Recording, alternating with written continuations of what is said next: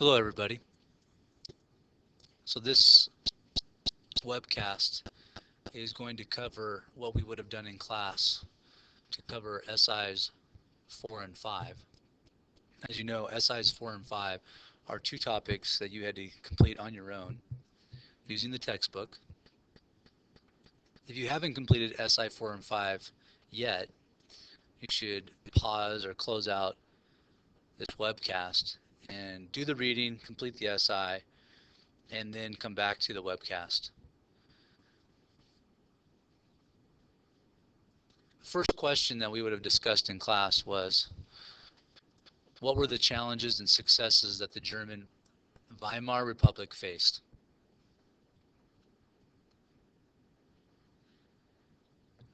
Some of the successes I have listed here to the left on this slide.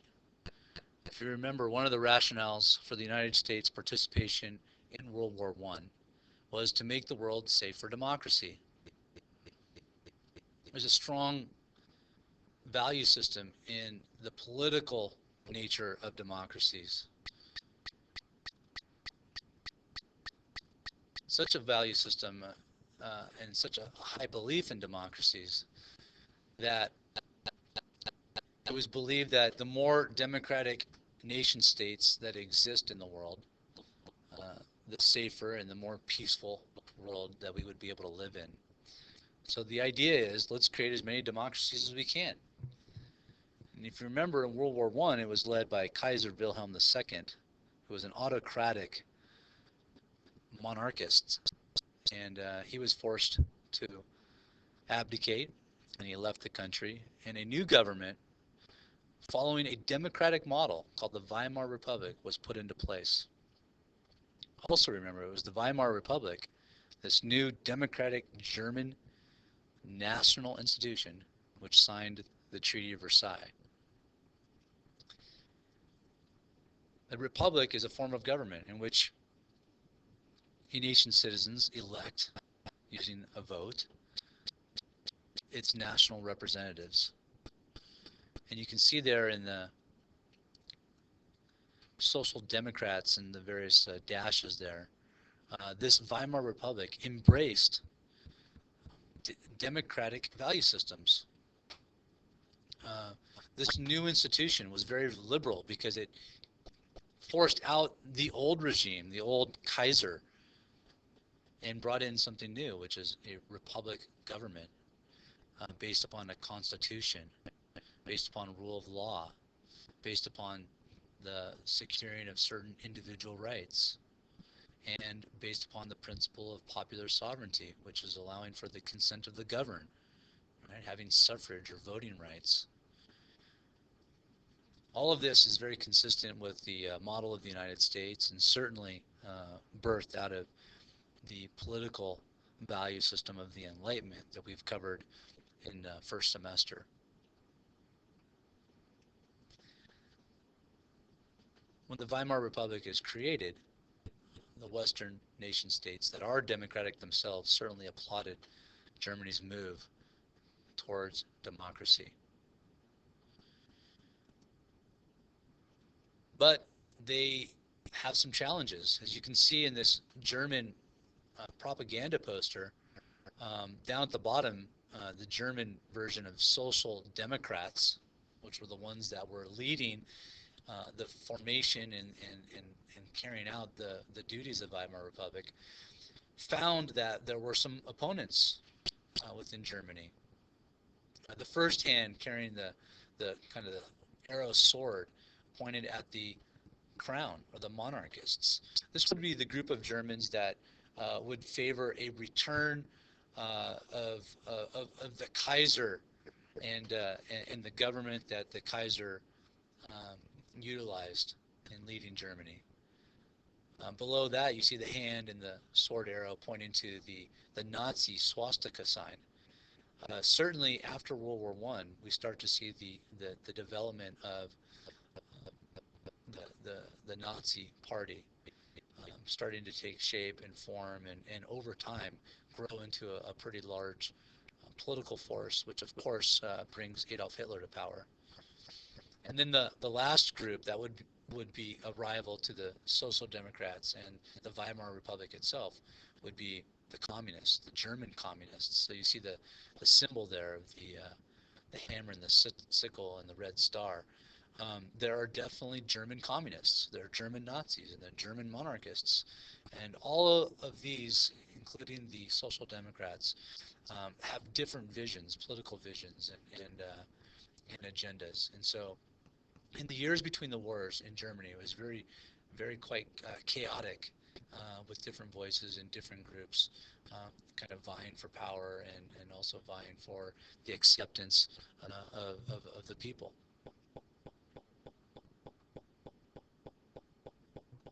The second question we would have discussed in class was, what was the intent of the beer hall Putsch?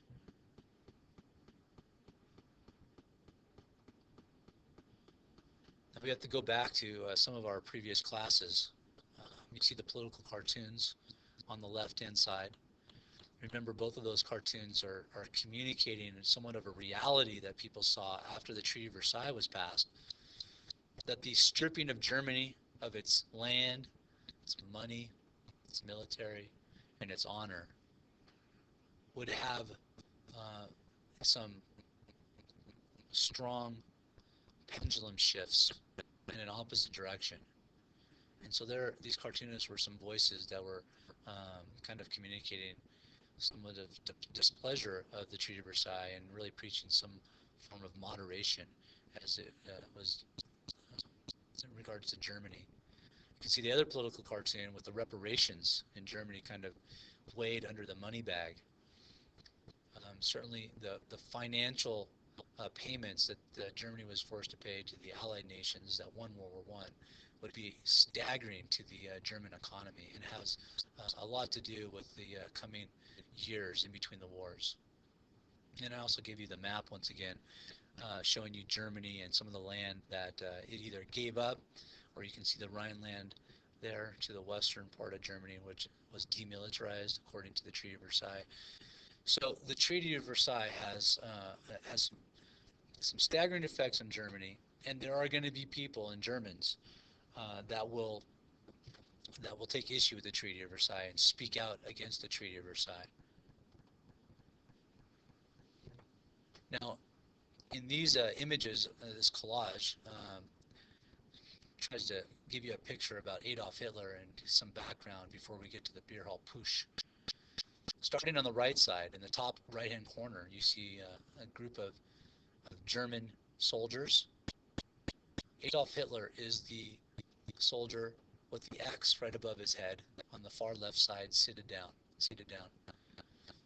And so that is Adolf during his World War I service. Remember, he worked as a runner, carrying military messages throughout the trenches on the Western Front. The picture on the left is kind of a fascinating photograph. It's actually in your textbook. Some of you guys saw that and were interested to see and read the caption and understand.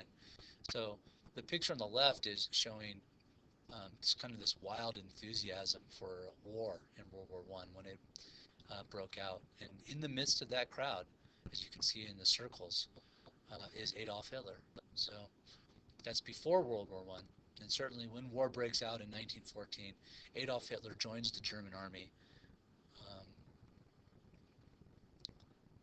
Now, the picture below is Adolf Hitler with a group of men who were some of the early founders of the Nazi Party. This is a political party in Germany after World War I. Adolf Hitler is the gentleman seated on the far left. After World War I was over, Adolf Hitler joined this group, and he did so because of some political ideology that they shared in common.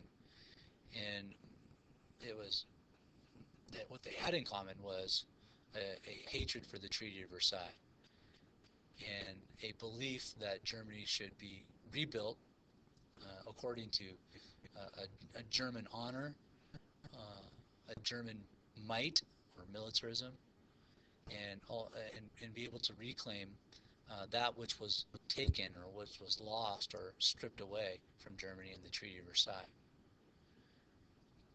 It was these men in 1923 that attempted to overthrow the local government in a region of Germany called Bavaria. You can see Bavaria in the map identified in red. So this was not a national government overthrow, but more of a regional or a local government overthrow, with the idea that the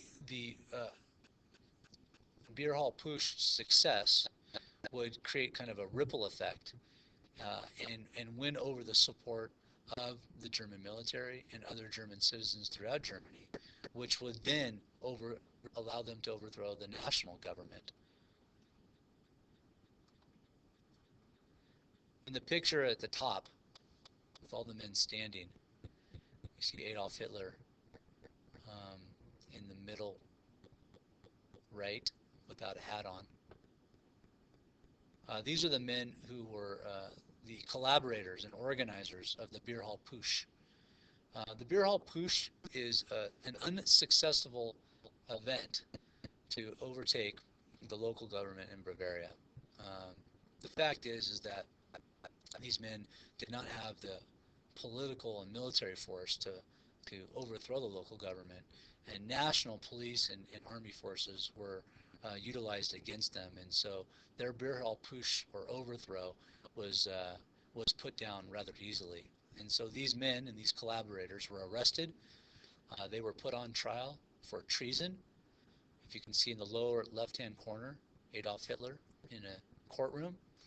This is the case and the trial that Adolf Hitler faced with his treason charge. He was found guilty and given a prison term. Down in the bottom middle picture, you see Adolf Hitler staring out his prison cell. While in prison, Adolf Hitler narrated, dictated his autobiography called Mein Kampf. As you can see there, the picture of the text. Mein Kampf is German for my struggle. And so he narrates, and somebody types out the words. One of his personal secretaries types out the narration, and I've never read the whole thing myself, but I've heard that it's kind of a rambling mess of a book and kind of incoherent. But in it, he tells his story, and it also begins to communicate his political and social viewpoints.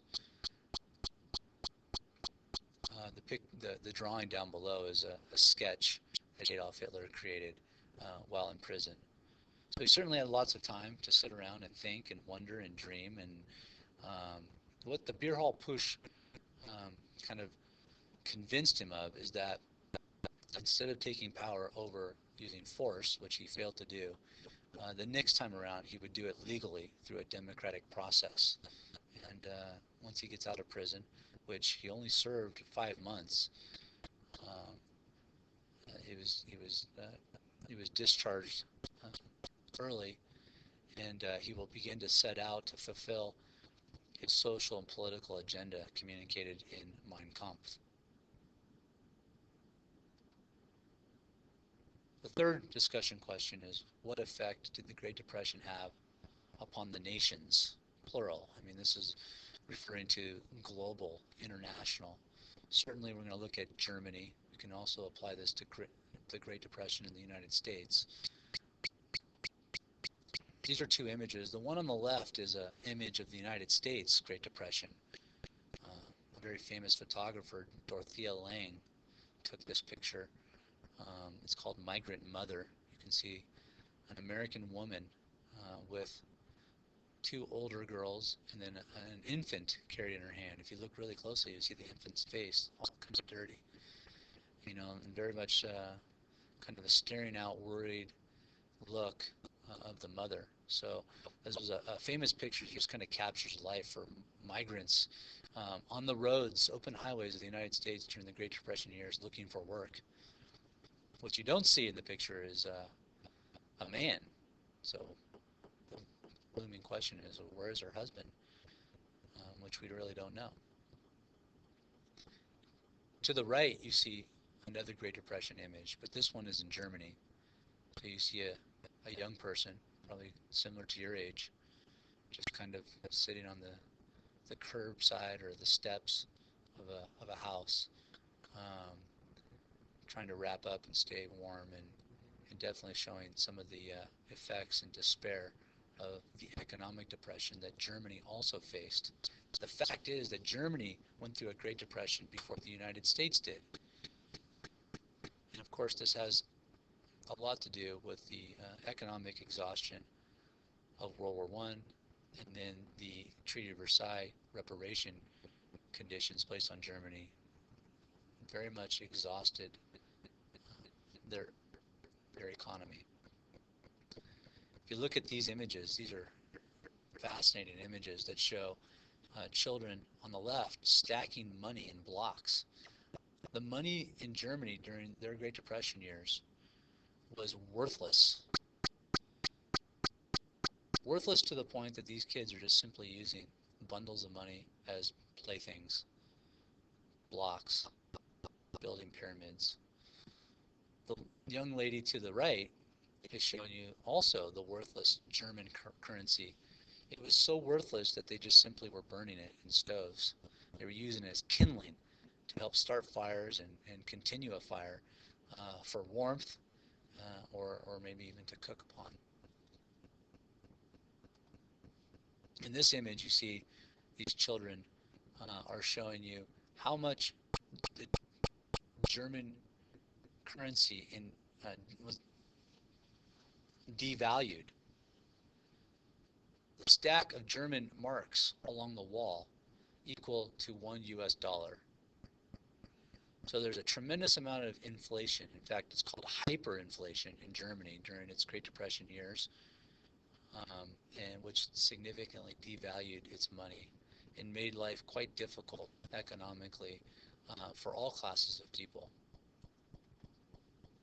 Look at this German mark. In 1920, this was a standard 1 mark bill. I guess you could compare this to a US dollar.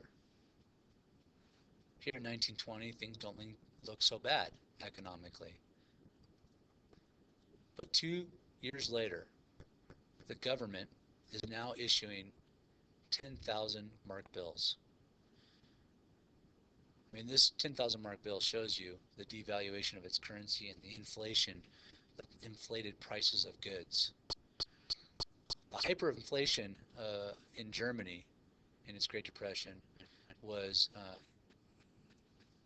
created in large part because the Weimar Republic government started to print more money to offset some of its economic woes. And this printing of more money did not stabilize the economy. It actually had the opposite effect and created a hyperinflation, prices of goods, and a significant falling in the value of money. In 1923, the economy is so bad that the government is issuing a 500,000 mark bill. In July 1923, a 10 million mark bill.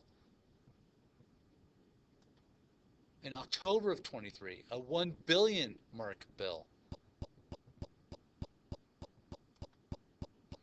And in 1923, which is really the crisis year of the German Great Depression, standard products such as bread would cost a person 200 billion with a B marks. And of course, beer prices would also be in that staggering amount of money. So common staples of the German diet, if you will, beer and bread were excessively expensive, showcasing kind of the disastrous collapse of the German economy. Now, we've looked at this question before. What do desperate people do when they reach absolute desperation? And the easy answer to that is they rebel. Part of that is the answer with the picture in the middle of the figure just kind of pointing his finger, is that people are also pointed at, okay, used as scapegoats, or you're trying to find blame. Who's the cause? Who caused this desperation? And then, of course, respond to those people. And the other element, which you can see with Adolf Hitler there as the knight in shining armor, when desperate people reach a significant level of desperation, they're looking for someone, usually a single person, a leader, who could save the day. So it's very much important to realize that the rise of Adolf Hitler and the rise of the Nazi Party, which he will lead, comes on the backs of economically desperate people who are looking for somebody to rebuild the nation, put them back on their feet economically, give them pride, give them honor, and make them strong once again.